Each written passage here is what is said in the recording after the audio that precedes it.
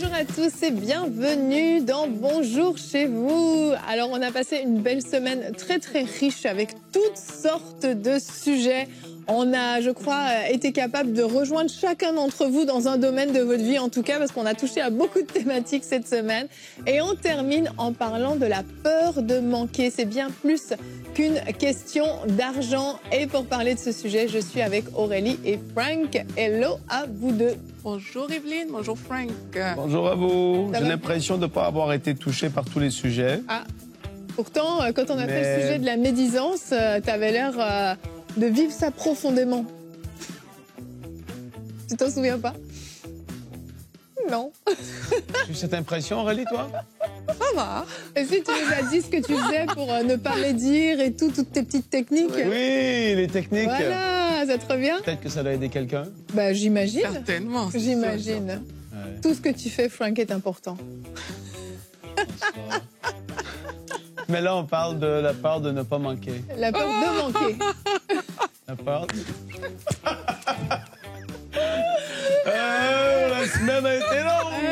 C'est vendredi, là. Eh ben, Allez, on oui. se réveille. Wouh. Aurélie, t'es prête? Oui. C'est toi qui portes toutes l'émission, Aurélie. Tu sais, quand je ris, j'ai des larmes qui coulent. Non? C'est vrai, faut pas la faire rire, elle pleure, c'est immédiat. C'est pas la présence. Non. C'était blague. Voilà, ça, c'est trop spirituel, on en a parlé. Et là, t'es bizarre. Et là, il n'y a pas de médisance. Il n'y a pas de médisance, il n'y a rien de tout ça, tout va bien. Et donc, on va parler de la peur de manquer. Et Aurélie en parlera dans sa pensée, mais ça peut toucher à plusieurs domaines de votre vie, de notre vie. Et pour certains, c'est plus fort que d'autres, plus dominant que d'autres. Mais quoi qu'il en soit, ce n'est pas normal. C'est quelque chose qui doit s'en aller. Donc, on va vous aider à l'identifier. Et surtout, on va vous donner des clés pour pouvoir vous défaire de cette peur-là. Parce que nous avons un Dieu qui est bon et fidèle en toutes choses. Allez, on commence tout de suite avec la pensée du jour.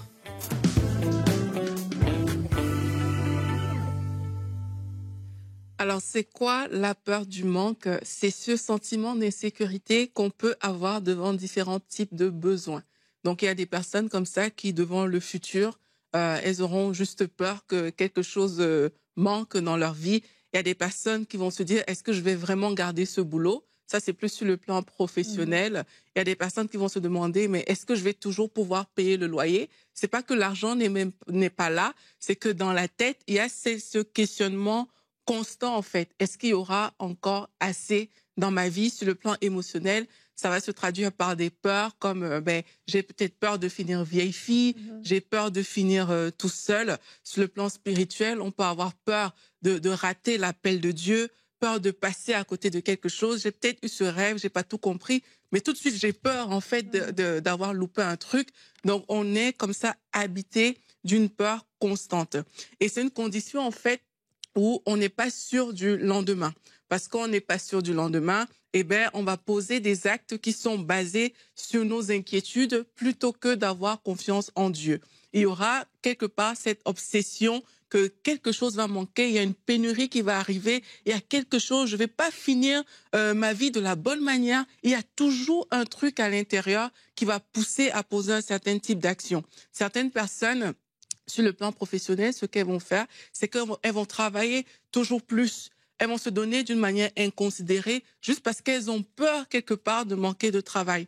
D'autres personnes, ça va entraîner cette dépendance au travail. Vous en connaissez peut-être autour de vous. D'autres, ce sera dans des relations où il y aura cette dépendance parce qu'on a cette peur du manque qui est là. Certaines personnes, ça va entraîner du stress, ça va entraîner des angoisses qui vont se manifester de différentes manières. Donc, si vous voulez savoir si vous avez peur de manquer, il faut vous poser une question, c'est qu'est-ce qui nous motive en fait? Est-ce qu'on est conduit par la peur du lendemain lorsqu'on pose des actions? Est-ce qu'on est plutôt conduit par nos inquiétudes? Et la Bible nous dit dans Matthieu 6, « Regardez les oiseaux du ciel. Ils ne sèment ni ne moissonnent, ils n'amassent rien dans des greniers, et votre Père céleste les nourrit. Ne valez-vous pas beaucoup plus qu'eux? Qui de vous, par ses inquiétudes, peut ajouter une coudée à la durée de sa vie? Et pourquoi vous inquiétez au sujet du vêtement? Considérez comme croissent les lits des champs. On connaît ce passage. Ils ne travaillent ni ne filent. Cependant, je vous dis que Salomon, même dans toute sa gloire, n'a pas été vêtu comme l'un d'eux. Si Dieu revêt ainsi l'herbe des champs qui existe aujourd'hui et qui demain sera jetée au four, ne vous vêtira-t-il pas à plus forte raison, gens de peu de foi? Une personne qui a peur du manque vit sans cesse dans l'inquiétude par rapport au lendemain. Et là, tout ce passage, Dieu nous montre que c'est des choses qui sont évidentes pour lui, en fait, et on n'a pas besoin de s'inquiéter pour ça. Il a dit que le lendemain aura soin de lui-même. Et quand on a peur du manque, en fait, le manque n'a jamais de fin dans notre vie. C'est que tu vis tous les jours et il y a toujours quelque chose qui manque. Et on peut penser que ce sont juste des pauvres ou des gens peut-être pas aisés ou des gens qui ont un problème visible, qui ont la peur du manque. Mais c'est pas vrai parce que la peur du manque est subtile. Elle peut se manifester même dans une situation où on est réellement aisé. Et dans ce cas, pour certaines personnes, c'est qu'elles vont chercher à amasser à tout prix, en fait. Tout le temps, il faut qu'on amasse. Certaines personnes vont vivre en se reposant sur leurs besoins au lieu de se reposer sur Dieu parce qu'on a peur de manquer dans un domaine. Donc, on va vraiment se reposer dessus. On va se donner à fond là-dedans au lieu de se reposer sur Dieu. Et derrière cette peur, il y a quelque chose qui se cache. C'est tout simplement ce manque de confiance en Dieu. Et si c'est ton cas, si tu réalises que tu as cette peur, je t'encourage aujourd'hui à mettre ta confiance en Dieu. Dieu a dit de ne pas s'inquiéter, il pourvoit à tes besoins. Dieu est fidèle. Et alors que tu choisis juste de lever ton regard vers lui plutôt que vers ses besoins, plutôt que vers cette peur, tu vas voir que tu vas vivre une vie remplie de paix. Amen. Merci Aurélie. Une magnifique pensée, super complète. Et je pense que ça a bien mis la table par rapport à de quoi on parle quand on parle la peur de manquer, la peur du manque, parce que c'est vraiment quelque chose de très vaste en fait. Et comme tu dis, on peut penser que c'est forcément quelqu'un qui a peu de moyens, qui a cette peur-là, mais pas du tout. Il y a des gens parfois qui ont vécu dans le passé un vrai manque, parce que peut-être leurs parents avaient très peu de moyens, ils avaient très peu de nourriture, ou ils avaient ils avaient toujours des chaussures trouées, ils n'avaient jamais de vêtements neufs. Mais c'est des gens qui, en grandissant, vont conserver cette peur-là, alors qu'aujourd'hui, le compte bancaire va bien, les finances vont bien, et qui, comme tu le disais, qui vont avoir tendance à accumuler beaucoup de choses, en fait. Il faudra toujours avoir ça, et c'est jamais assez suffisant. Finalement, on empile, et c'est dans tous les domaines. Tu le disais, le domaine émotionnel, ça va être des personnes, des fois, qui vont rester dans des relations qui sont mauvaises, qui sont malsaines, mais la peur d'être seule va faire que je préfère, au moins j'ai ça. Donc je m'accroche à ça, je conserve ça. C'est pareil pour un travail dans lequel on n'est pas épanoui, etc. Et ce qui est important, c'est ça, c'est de comprendre qu'une peur, déjà, c'est pas normal d'avoir quelque chose qui nous bloque, qui nous limite dans notre vie. Une peur qui nous bloque, c'est quelque chose qui ne doit pas demeurer. Et puis dans cette discussion, on va s'attarder un peu plus sur l'aspect financier, qui est quand même celui qui domine le plus généralement. On va prendre le temps de s'arrêter là-dessus. Et Aurélie l'a dit, et notre verset du jour, j'aimerais qu'on le regarde tout de suite. Vous allez voir, il est très court, mais je crois que c'est le meilleur outil. Vous pouvez l'accrocher chez vous. Le psaume 23 au verset 1. Oui, c'est un outil, Frank. Wow. Cantique de David. L'Éternel est mon berger. Je ne manquerai de rien. Amen. Juste ça. Il n'y a même pas besoin de continuer le psaume 33. Je ne manquerai 23. de rien. Oui, j'ai dit quoi? 33. Oh, excuse-moi, le psaume 23. on peut juste s'arrêter à ça. Rien, c'est rien. Je ne manquerai de rien du tout. Et je crois que vraiment, c'est nécessaire de faire descendre ces choses dans notre cœur. Et comme tu le disais, Aurélie, de développer une plus grande confiance en Dieu. Il y a vraiment une nécessité de sortir de cette peur et de s'accrocher davantage à Dieu. Quand tu as lu ce verset, j'ai entendu le bon Amen d'Aurélie. Amen. Ça te dit quoi ce verset, Aurélie? C'est clair. C'est que parce que Dieu est là, il pourvoit à tous nos besoins et il faut qu'on soit capable de lui faire confiance. Ouais. On ne peut pas baser notre vie sur des inquiétudes. C'est comme vivre un non-sens. Ouais. Tu vois, imagine ton cœur. Chaque fois que tu bases ta vie sur une inquiétude, sur une peur, il y a quelque chose qui cloche. Et je veux encourager toutes les personnes en disant qu'il faut méditer la parole de Dieu. Quelquefois, oui, la peur du manque peut se présenter à nous. Je pense par exemple au peuple d'Israël, quand il est en train de sortir, quand il est sorti d'Égypte, dans le désert, ils ont été confrontés beaucoup à des situations où le manque pouvait arriver. Exact. Mais ils ont eu des réactions vraiment où tu te C'est dis, démesuré, quoi.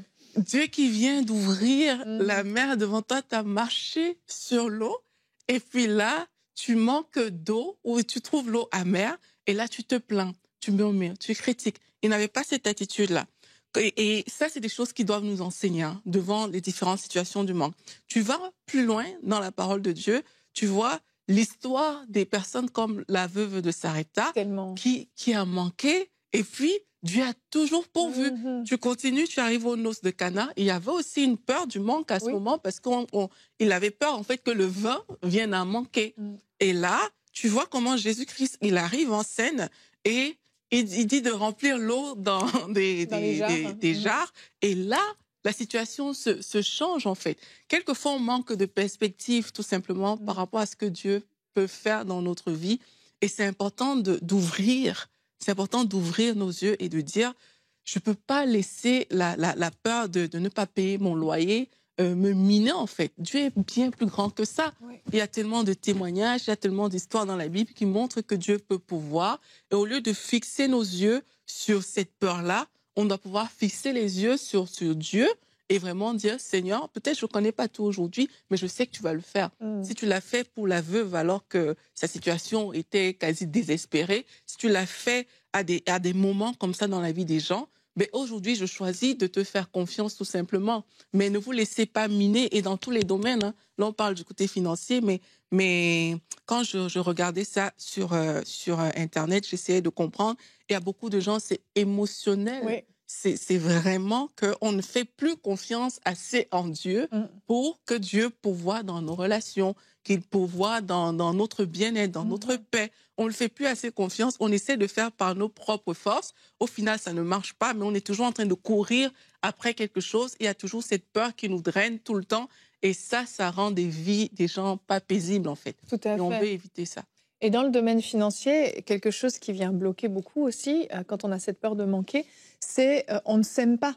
On n'est pas capable. On entend, il y a un appel aux dons, peut-être dans notre église locale ou autre. On n'arrive pas à semer, en fait. On n'arrive pas à faire des pas de foi dans nos finances parce que toujours en arrière-plan, il y a cette petite voix qui va te dire « Non, tu devrais garder ça. On ne sait jamais si ta voiture a un accident, tu dois t'acheter une nouvelle voiture.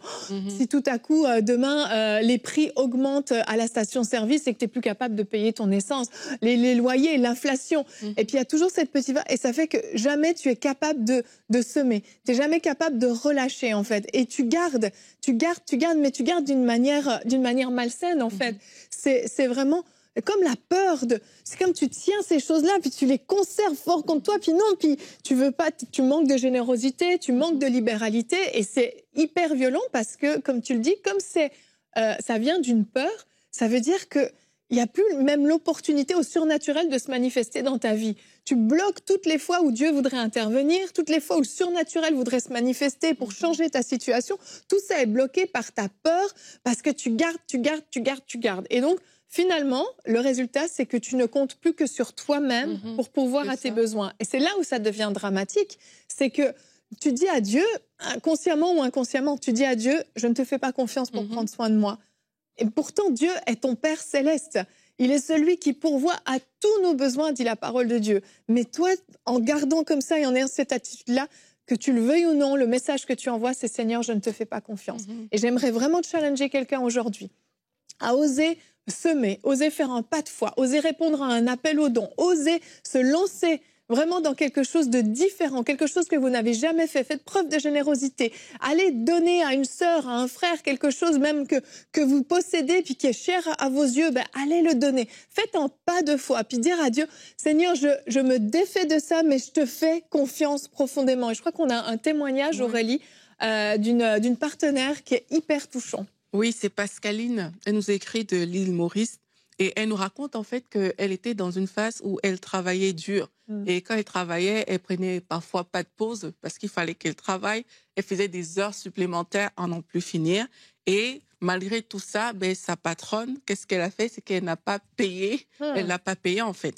Et le comportement aussi de sa patronne vis-à-vis d'elle elle dit que c'était inacceptable, pardon.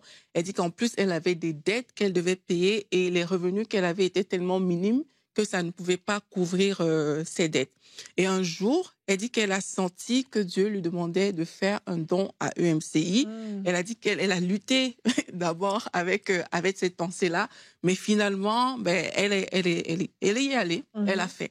Et alors qu'elle a fait, elle dit qu'elle a ressenti à l'intérieur d'elle qu'elle devait écouter le 3e jour de la semaine des miracles de 2024. Donc, c'était le Dieu qui pourvoit.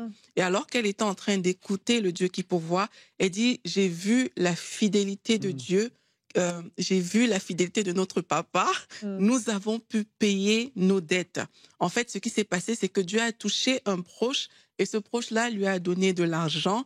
Et à côté de ça, elle a eu une meilleure offre d'emploi, alors que le pasteur, pendant l'émission, a dit que cette semaine, on va vous appeler et on va vous proposer quelque chose. Mais c'est ce qui s'est passé pour elle ce jour-là, Pascaline. Pascaline, elle a pu rembourser donc toutes ses dettes et changer d'emploi. Toutes ses dettes avec une meilleure offre d'emploi. Je loue mon Jésus de ce que je sais que je ne le mérite pas, mais il m'aime, il reste à mes côtés, il m'a donné une famille, comme vous pouvez m'aider dans la foi, il parle de nous, en parlant de sa famille, et elle nous bénit. Gloire à Dieu. Ça, c'est trop, trop beau. C'est exactement ça. Elle avait ce domaine-là dans lequel elle avait peur. Elle décide de semer et ça fait toute la différence. Je trouve ça tellement beau comme témoignage. Ouais, et la peur va se camoufler souvent derrière le mot sagesse. Oui. Qui n'est pas mal en soi, parce qu'on se rappelle, au temps de Joseph, le Seigneur montre ce rêve, 7 années d'abondance, 7 années de famine. Il fallait prévoir le coup. Maintenant, ça ne veut pas dire que derrière la sagesse, tu ne fais pas en effet confiance à Dieu. Des fois, la sagesse va te dire, peut-être que tu es propriétaire d'une maison, peut-être que tu es un chef d'entreprise, peut-être que peu importe c'est quoi le projet, tu envisages acheter tel lot de terrain, peu importe c'est quoi. Tu sens qu'à ce moment-là, il y a un petit quelque chose, tu ne le sens pas. Et là, on peut parler de sagesse du Seigneur. Il est en train de te parler. Il est en train de dire, c'est peut-être pas le temps, ou j'ai quelque chose peut-être même de mieux, mais tu ne le sais juste pas encore parce que Dieu sait ce qui s'en vient. Là, on peut parler d'une sagesse qui vient de Dieu, ou est-ce que tu choisis à ce moment-là de ne pas faire le pas. D'autres fois, en effet, c'est qu'on va vouloir cacher la peur du manque derrière la sagesse pour dire de ne jamais, jamais, jamais, jamais. Puis à un moment donné, ça va trop loin. Ben oui. Et là, il faut, tu vois, je veux pas que les gens, en écoutant cette émission, croient que c'est mal d'avoir une réflexion à un moment donné, de se dire un compte épargne. c'est quand même c'est serré là, c'est quand même Seigneur, il faut qu'il y ait quelque chose, parce qu'à EMCI on a traversé ça. On a vu des périodes, des moments où est-ce que là tu voyais les comptes, tu voyais les dépenses, tu voyais les affaires, et dans le naturel tu as la réflexion de ah là Seigneur, il faut que ça intervienne quoi, mais la différence, c'est que tu as la pensée de « je vois que ça commence à être serré, chaud, ça commence à être pressé, urgé ». Mais là, à ce moment-là, c'est là que tu fais, et qu'on revient au thème de cette émission, de ne pas tomber dans le manque, c'est que tu te tournes vers ton Père Céleste et tu fermes les yeux, comme on l'a tellement fait 2 fois. Et c'est juste parce que je veux juste que vous puissiez comprendre que c'est pas mal d'avoir un sentiment à un moment donné où est-ce que tu dis... Ah, Seigneur, là, il faut vraiment... Tu vois, on n'est pas des robots. Non, tout à fait. Mais quand tu vois et tu constates que, Seigneur, je refuse de tomber dans cette peur, tu as dit dans ta parole que je ne manquerai de rien. Le psaume 23 dit que je ne manquerai de rien. Tu as dit que tu prends soin des oiseaux. À combien plus forte raison tu prendrais soin de moi? Je présente ça à tes pieds. Père, j'apporte cette situation à tes pieds. Et je veux te dire merci parce que tu es un bon Père et tu vas pourvoir.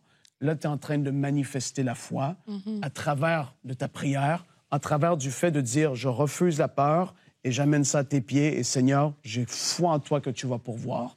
Et à ce moment-là, il est possible qu'il y ait comme cette dame, une pensée qui vienne, soutien, donne à tel, peu importe, de fais ça. Et là, tu dis « mais c'est contre-productif, là, c'est quoi l'affaire? » Mais non, parce que là, il est en train de te dire « fais, sème, donne ». Fais ça. Et là, en faisant, il ouvre une porte. Et là, il y a la main surnaturelle de Dieu qui arrive parce que tu as semé avec foi, tu as fait ce pas de foi, cet acte de foi. D'autres fois, en effet, la sagesse, et c'est pas stupide de dire non, je vais être sage, je vais avoir 3 mois de salaire de mis de côté pour ma famille, pour prendre soin d'eux dans un moment de détresse. Bien sûr, c'est pas mauvais, ça. Et c'est tout cet équilibre-là. Et donc, d'arriver dans cette émission Et on est tous d'accord qu'il ne faut surtout pas entrer dans cette peur et de vivre ça parce qu'on a vu l'avarice, ce que ça va faire. On a vu l'excès, l'épargne à l'excès, le manque de pouvoir, le fait de ne pas pouvoir jamais donner, soutenir. C'est pas ce que Dieu veut. Et à un moment donné, il ne faut pas se voiler les yeux en disant « je suis sage » et je ramène ça à mon point, que la peur va se cacher derrière la sagesse qui, à un moment donné, est démesurée. Et Dieu, c'est normal qu'il nous demande des pas de foi, de donner, de soutenir, de faire telle chose. Alors que nous, dans le naturel, tu dis, j'ai pas envie, est-ce que c'est... Tu dis, hey, Satan! Non, c'est pas Satan, c'est Dieu qui est en train de te pousser à faire telle chose parce qu'il veut manifester ta foi. Il veut que tu aies un autre niveau. Et ça, ça fait partie de la vie spirituelle et chrétienne. Oui, il y a quelques semaines, je ne sais plus exactement quand, on avait fait une émission sur la foi et la sagesse qui marchent ensemble. Tout et à fait. Ça se cumule. Tout à fait. Mais la peur et la sagesse, ça ne fonctionne pas ensemble. Absolument. Et c'est vrai, c'est super important ce que tu dis, parce qu'il faut toujours se demander c'est quoi la motivation derrière l'action que je pose, derrière cette attitude-là. Et si on sent, c'est la peur de manquer, là, ça ne fonctionne pas. 100%. Mais effectivement... Ça ne veut pas dire que tu n'as pas le droit d'avoir un compte épargne, tu n'as pas le droit d'anticiper, de calculer. Ce n'est pas du tout ce qu'on est en train de dire, effectivement. Exactement. Mais la peur, en fait, quand tu vis dans la peur du manque, si on est d'accord, Dieu ne veut pas ça. Il ne veut pas que tu aies une vie qui est vécue continuellement comme ça. Parce que dans le couple, même vis-à-vis des enfants, tu deviens que tu ne donnes pas, tu n'es pas généreux, tu es radin. C'est une vie qui est... C'est triste. Vraiment. Et il faut sortir de cette mentalité-là, parce qu'avant tout, c'est comme Aurélie l'a dit, c'est un état de pensée, de mentalité qu'il faut briser. Et ça, c'est à travers de la parole, la prière et notre foi en action. J'ai connu des gens qui vivaient dans cette peur-là. En fait, nous, on ne le savait même pas. C'était des gens, ils avaient l'air d'être vraiment pauvres, en fait. Et au moment de leur décès... vraiment, ils avaient l'air d'être pauvres. Mais au moment de leur décès, on découvre qu'il y a des comptes bancaires mais tellement remplis. Et en fait, ces gens-là se sont même privés toute leur vie de quoi que ce soit. Ils ne s'autorisaient pas à s'acheter une bonne voiture, à partir en vacances ou quoi que ce soit, parce qu'ils avaient besoin de toujours conserver, garder au cas où. Le au cas où n'est peut-être jamais arrivé. Et donc, au moment de leur mort, les comptes bancaires étaient pleins. Bon, c'est les enfants qui sont contents dans ces cas-là, quoique le gouvernement ramasse un bon bout. Mais c'est pour dire à quoi bon, en fait. À quoi bon amasser comme ça des trésors, des richesses sur cette terre. Finalement, on perd tout. On perd tout. Quand une fois qu'on est au ciel, tout cet argent-là, on ne le transporte pas avec nous. Donc oui, il faut être sage. Mais s'il vous plaît, ne fonctionnez plus dans votre vie avec toujours cette peur de manquer. Ne vous laissez plus conduire, diriger par cette peur de manquer. Vraiment, cette révélation du bon Père, du bon berger qu'il est auprès de nous doit vraiment descendre. Et je veux prier maintenant, Seigneur, que tu puisses venir dans la vie de quelqu'un maintenant qui a réalisé que ce n'est pas normal, cette peur. Père, que tu viennes te révéler comme étant son Père, son Papa, qui prend soin d'elle, qui prend soin de lui. Seigneur, que cette révélation descende et je prends autorité contre toute peur de manquer au nom de Jésus-Christ. Et je viens briser cette emprise que cette peur a sur toi maintenant. Seigneur, merci parce que c'est pour la liberté que tu nous as affranchis. La peur Seigneur. Ne nous rend pas libres, la peur nous emprisonne. Je parle maintenant la liberté. Je déclare que mon frère et ma sœur sont libres maintenant, libres de te faire confiance, libres de compter sur toi.